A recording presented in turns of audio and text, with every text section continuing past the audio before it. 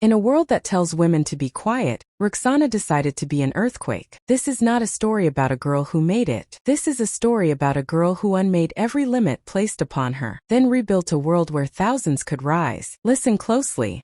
This sound you hear is not just my voice. It is the echo of every silenced dreamer finding her roar. In a village cupped between the Himalayas and heaven, time moved like the slow turn of a water wheel. Women's lives were measured in rotis cooked, children raised, silences kept. But one girl measured hers in questions.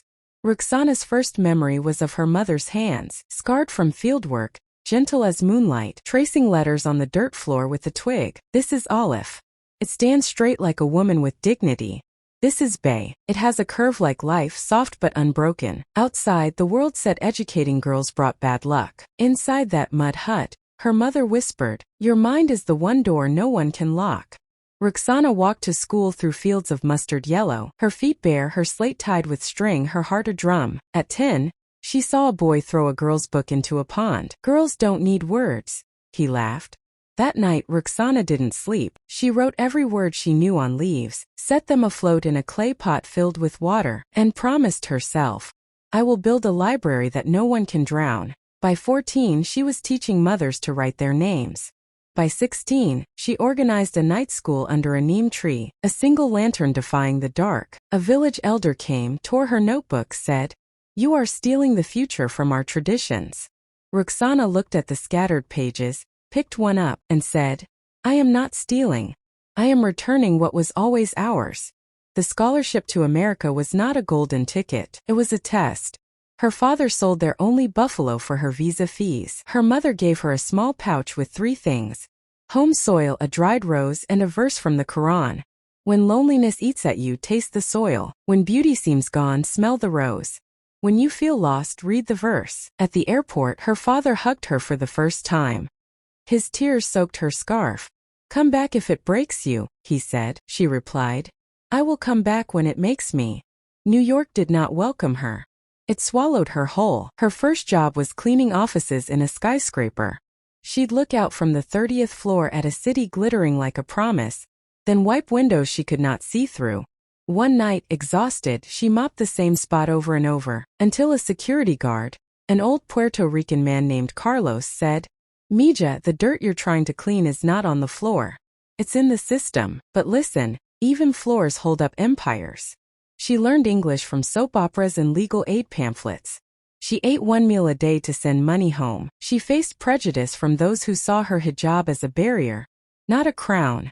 A professor once said, "Your ideas are good, but your accent is a distraction." Rukhsana stood before the class the next day and gave a presentation on how every accent is a love letter to a mother tongue.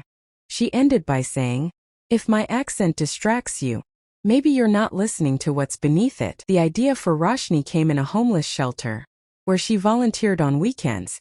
A young woman named Lacey, fleeing abuse, said, "I want to study, but I have no time, no quiet, no guide." Rukhsana stayed up 7 nights, writing code on a second-hand laptop, fueled by tea and fury. She didn't just build an app. She built a digital sanctuary. Lessons that could be paused and resumed, a community forum that felt like a kitchen table, a panic button that connected to counselors. Launch day, 7 users. One was Lacey.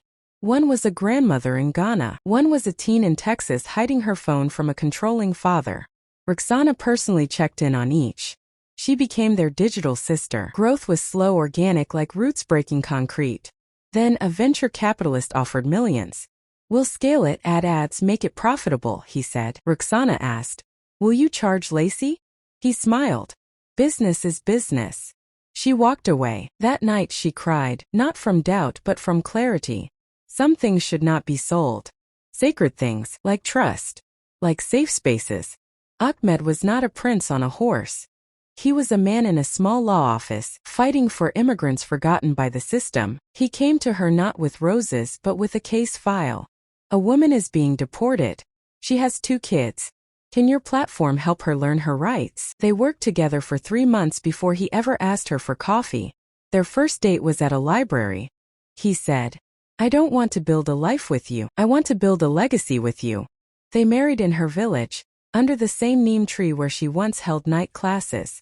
The wedding feast was for the entire village. And the first dance was a promise to turn shadows into shelters. The diagnosis was stage 3 breast cancer. The doctor said, "You need to rest." Rukhsana said, "I need to live." During chemo, she recorded voice notes for Roshni's users, not about sickness but about resilience. "Today I lost my hair. Tomorrow I will plant a garden." Women from around the world sent her videos of them graduating, opening businesses, leaving abusive homes. One sent a photo of a tattoo.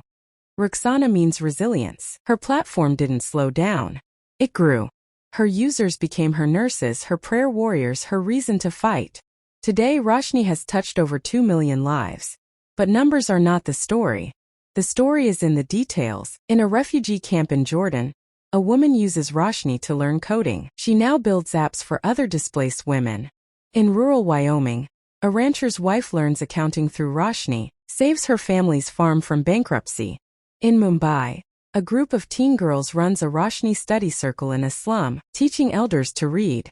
Rukhsana's father, now old, tends a garden at the Rukhsana Learning Center in their village. He grows pomegranates and says, "I once thought women were like seasonal flowers. My daughter taught me they are like trees. They grow deep, they outlive storms, they bear fruit for others to eat." Maybe you're listening in a small room, wondering if your dream matters. Maybe you're tired of being told to be small, quiet, invisible. Let Rukhsana's story be the wind at your back. She wasn't special. She was stubborn. She wasn't lucky. She was relentless. She wasn't fearless. She was afraid, and she built bridges over her fears for others to cross. Your dream is valid. Your voice is needed. Your struggle is sacred. Start where you are. Use what you have. Build what you wish existed. Someone out there is waiting for the light only you can ignite. This story never ends. It multiplies. It lives in every woman who chooses to rise, in every man who chooses to support, in every heart that refuses to let fear write its destiny. So go on. Be an earthquake in a world that asks for silence. Be a forest in a desert of doubt. Be the next chapter in this never-ending story of rising. The world is waiting for your version of brave.